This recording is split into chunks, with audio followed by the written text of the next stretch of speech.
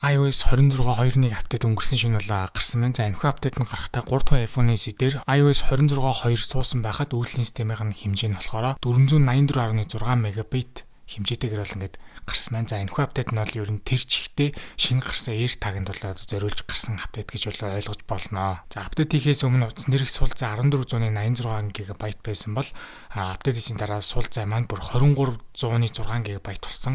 Ер нь бол 8 ГБ, бараг ингээ 10 ГБ гарan бол суларсан. Тэгээд сүүлийн апдейтууд нь ер нь бол бүгд ийм их сул зай ер нь бол үүсгээд байгаа. Тэгээд ер нь бол өмнө нь бол ийм зүйл ерөөсөө анзаарагддаг байсан бол сул зай бол нэлээд бас сайтай болсон. Үйлдвэрлэлийн системийн код нь 23C71-тэйгээр бол ингээ гарсан байна. За энэхүү танилцуулсан шинэ AirTag нь болохоор яг ямар өөрчлөлтүүдийг агуулсан бэ гэхээр хамгийн ихэнд дурдах нь болохоор ер нь бол илүү холын зайд холбогдож болж чаддаг болсон. За тэгээд илүү нарийн байдлаар нэг тухайн айтмаа олоход бол сайн ажилтдаг болсон гэж хэлээд аюулгүй байдал талаасаа бас өмнөхөөсөө бол сайжирсан. За үнийн хувьд болохоор ширхэг нь $29. За тэгээд дөрвөлнг авах юм бол $99 бол ингээ гарах юм байна. За тэгээд Precision Finding гэдгийг ажилуулахын тулд Apple Watch-а дор хаяж WatchOS 26.2 нэглэн апдейт хийж бүр нарийн тэгж гоё олдог тэр функцийг нь бол идэвхжүүлэх юм байна. За товч юу өөрчлөгдсөн бэ гэхээр Precision Finding гэдгийг илүү нарийн орлох функц маань сайжирсан. За тэгээд илүү холын зайд Bluetooth-ээр холбогдно. За тэгээд спикер нь өмнөхөөс илүү чанга болсон гэдгийг бол хэлж байна. За Apple-ийн сайт руу ороод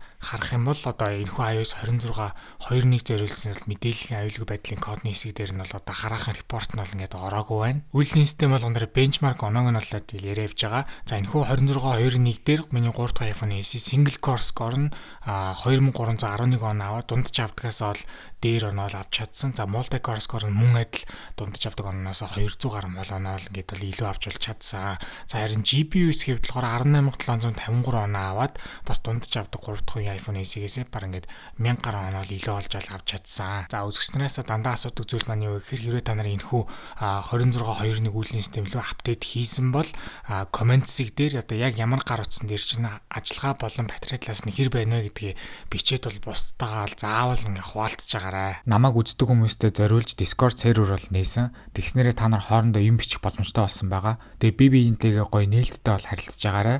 Тэгээд Discord маань нэгтгэхийг хүсвэл description хэсэг дээр линкийг нь тавьсан байгаа. За дараагийн гарах үйлдвэрлэлийн систем талаас нь ярил саяны шинэ гарсан AirTag-ыг зориулаад 26.2.1 дээр хэрвээ асуудал гарахгүй бол iOS 26.2.2 гэсэн апдейт бол гарахгүй бол гэж бол бодож байна.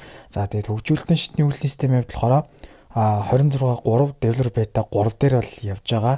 За тэгээд ер нь бол 2 сарын ихэр гэхэд iOS 26.3-ын албан ёсны олон нийт засагт хувилбар нь бол гарна гэж бол бодож байгаа. За тэгээд энэхүү 2026 оноос ер нь нэг үйлдвэрлэлийн системийн имжлэгэн дээр энийг зүйл өөрчилж байгаа нь батарейны репортыг болохоор ер нь бол 7 хоногийн дараа би энэ бичлэгнийхаа комент хэсгээр бол оруулна. Тэгээ ер нь цаашдаа шинэ үйлдвэрлэлийн систем гарангууд нь шууд үйлдвэрлэлийн системийн бичлэг нь ороод за тэгээд батарейн репортыг нь би тусдаа 7 хоногийн дараа комент хэсгээр бол оруулна. Тэгээд тэр үед нь та нар орж хараад яг батарейн репортыг бол одоо харж орж болно шүү.